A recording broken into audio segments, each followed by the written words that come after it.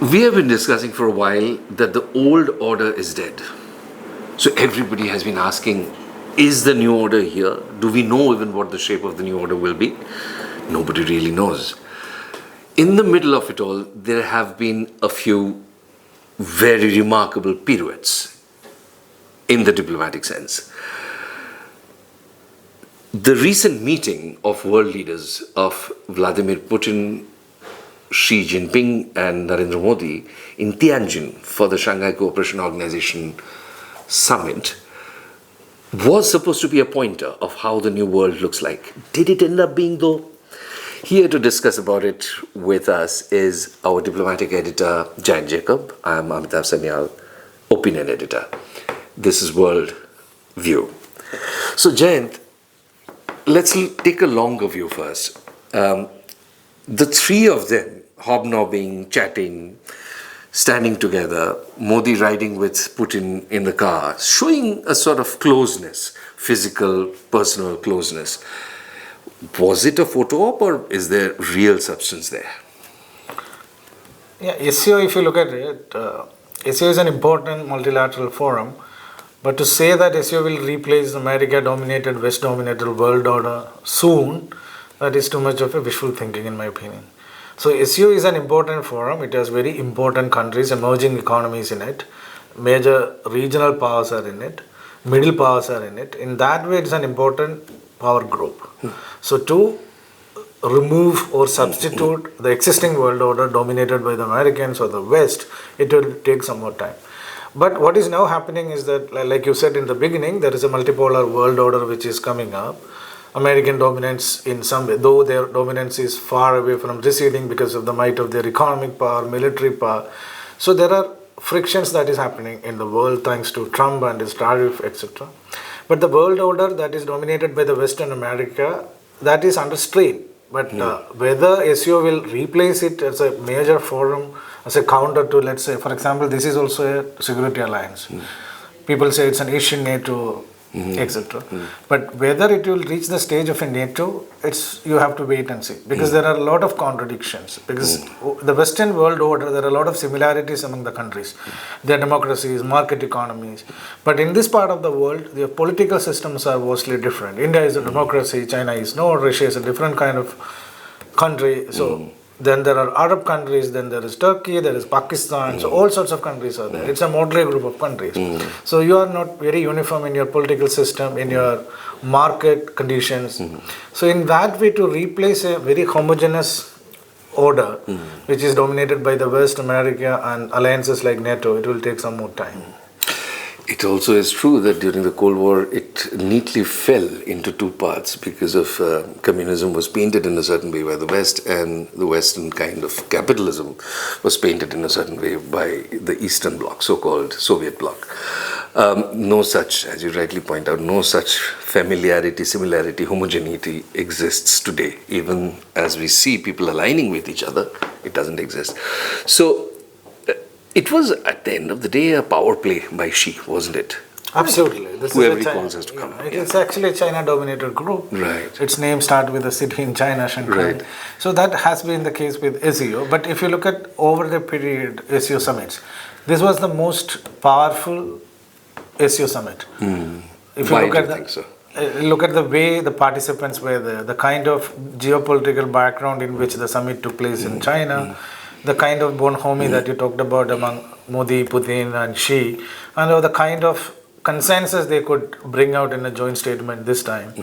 So that is all very important. If you look at this, a few months ago, like 2 months ago, India was not willing to sign on an SCO statement which was criticizing Israel. This time they signed on it. So India's demand of including Pahalgam, cross-border terror, double standards on terror, that again got repeated. So even on major political issues, there is a consensus. And also, this consensus is brought out largely by Trump and what is happening to the global trade and the tariff, etc. In that way, I think so far this has been the most important SCO summit. But again, like I said in the beginning, whether this will lead to a new world order, you have to wait and see. But this was very significant and it's a very important summit of the grouping, and they have shown to the world that they are there. They have arrived. I think in that way, of course, it was a Chinese power play, and also it was an SCO power play to a great extent. Well, Xi gave the call that we have to think of a new world order. In other words, he said the same. Now, to the more substantive part of it. Is it going to be Hindi-Chini bhai bhai again? What does it seem after having such sharp standoffs for several years and then cutting off everything, making a show of saying that they are not really our friends, will never be, can never be? Now we are turning around. Well, we know there is good enough reason for that, but where is it headed? Number one point is that India and China, they are the most important countries in this region. They are neighbors. So big economies, emerging economies, and you have to live with each other. Like you can't replace your neighbor, so that is a fact. But if you look at historically, after 62, there is a kind of distrust between these two countries. You don't believe in what each other is saying, or you have that trust deficit. But also one reason for that is you have a huge tract of border which is unresolved boundary, as we call it, line of actual control, which is completely based on perception, and so many rounds of talks you haven't settled it. So that will remain at the core of the problem, because India is again a very boisterous democracy, as we call it. So whatever happens along the border will have a huge implication for the government in power. So as long as the border is peaceful, things can move. As long as the border is not peaceful, something or the other happens in one of the sectors, then it will become a problem for the government. So if you look at what happened between these two countries, not after the meeting between Prime Minister Modi and President Xi in Kazan in Russia last October, there has been progress. Especially along the border, they could put in place a new border management system. And based on that, perhaps, they could move ahead in certain confidence building measures. So they could start the Kailas Manasarovar Yatra, then they could start direct flights, and things are moving in that way, people to people exchange. But at the same time, unless you find a long-standing solution to the boundary issue, this will be a problem. Because it's not that India have settled a boundary with Bangladesh after independence. That was happened. And China settled boundaries with other countries, not sea boundaries, but land boundaries. So there are templates, and also I think you have to think a bit long term. So all these things that happened between India and China after the famous visit of Rajiv Gandhi to China, so all those mechanisms we subsequently built up over a period of time during the subsequent regimes like Narasimha Rao or even Vajpayee, even Manmohan Singh time, all those mechanisms have outlived their utility. Because these all were not looking for a permanent solution. Why looking for a permanent solution? You were looking for a mechanism which will ensure your border is stable and it's peaceful and it's tranquil, so that you can move ahead in other areas of cooperation, especially economic cooperation. But that systems have outlived its utility. Now at the core of it, you have to find a long-term solution to the boundary problem. Otherwise it will keep on happening and it will affect the overall relationship. But if you look at the trajectory of the discussions or the nature of the contacts and the progress in discussions, there is a movement in that direction, including the last SR talks between Wang Yi and National Security Advisor Ajit Doval. There are concrete understanding. This is how you will progress on various areas. So let's hope that holds, otherwise it will be a problem. Then again, what happened is that again, the elephant in the room is again Trump. So Trump tariff, so this is more than a virtue, it's a necessity. So what will you do? Like you have to look for alternative means, you have to show alternative policy pivots, you have to show you are closer with markets, there is a multipolarity actually exists. If you have to show there is a multipolar world, you have to also show there is a multipolar Asia. If you have to show there is a multipolar Asia, then you have to have a good relation with China. So that is very simple.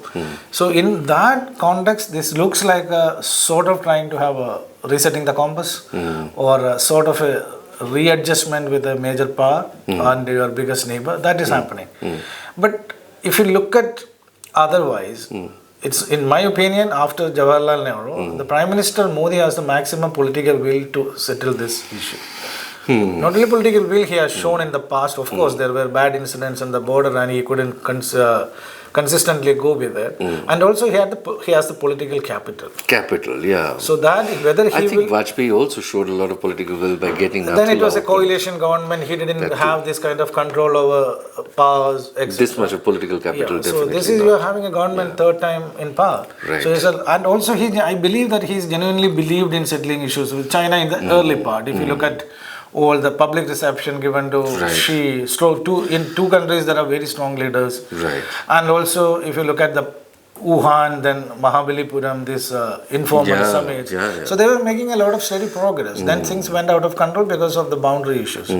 Here the point is that you have to settle this boundary. So otherwise, whoever is in power, even if however strong they are, that will keep on troubling your relationship.